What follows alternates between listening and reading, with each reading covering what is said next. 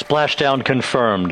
9 দিন 1 ঘন্টা 31 মিনিট 35 সেকেন্ডে শেষ হলো আর্টেমিস 2 মিশন। 11 এপ্রিল বাংলাদেশ সময় ভোর 6টা 7 মিনিটে প্রশান্ত মহাসাগরে এসে পড়ল মহাকাশযানের ক্যাপসুল অরায়ন।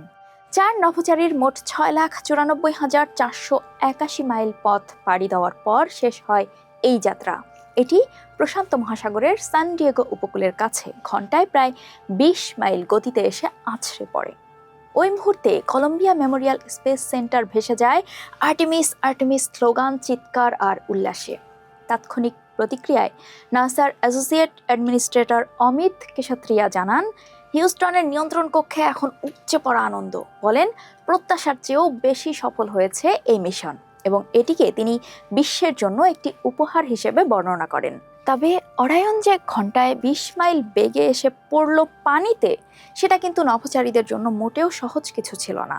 যখন অরায়ন পানির উপরিভাগে ঝাপটা দেয় তখন এর ধাক্কাটা ছিল অত্যন্ত তীক্ষ্ণ ও কঠিন। এত বেগে এসে পড়ার কারণে নভোচারীদের কাছে পানিকে নরম নয় বরং শক্ত দেয়ালের মতো অনুভূত হয়।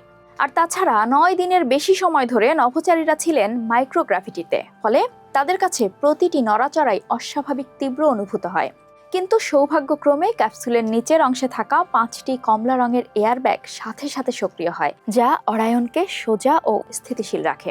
এরপরই নভোচারীদের উদ্ধারে এগিয়ে যায় নৌবাহিনীর ডুবুরিরা এবং MH-60 সিহক হেলিকপ্টার। তারা ক্যাপসুলের চারপাশের বাতাস ও পানি পরীক্ষা করে তারপর ক্যাপসুলের হ্যাচ বা বহিরাবরণ খোলেন এবং একে একে বের করে আনা হয় 4 জন নভোচারীকে। এরপর হেলিকপ্টারে করে তাদের জন পি মুর্থা যুদ্ধ জাহাজে নেওয়া হয়। সেখানে আনার পর 4 নভোচারীর পালস, ব্লাড প্রেশার, মস্তিষ্ক ও নার্ভ সিস্টেমের ভারসাম্য পরীক্ষা করা হয়। একজন মেডিকেল অফিসার ঘোষণা করেন, নভোচারীরা গ্রিন আছেন। এখানে গ্রিন বলতে ত্বকের রং নয়, বরং বোঝানো হচ্ছে যে তারা দারুণ সুস্থ ও ভালো আছেন। আর এরই মাধ্যমে সফলভাবে শেষ হয় আর্টেমিস 2 চন্দ্রাভিযান। চাঁদের কক্ষপথে ঘুরে নভোচারীরা নিরাপদেই ফেরেন ঘরে। তারা চাঁদকে আরও ভালোভাবে বোঝার রসদ নিয়ে ফিরেছেন বলে দাবি নাসার।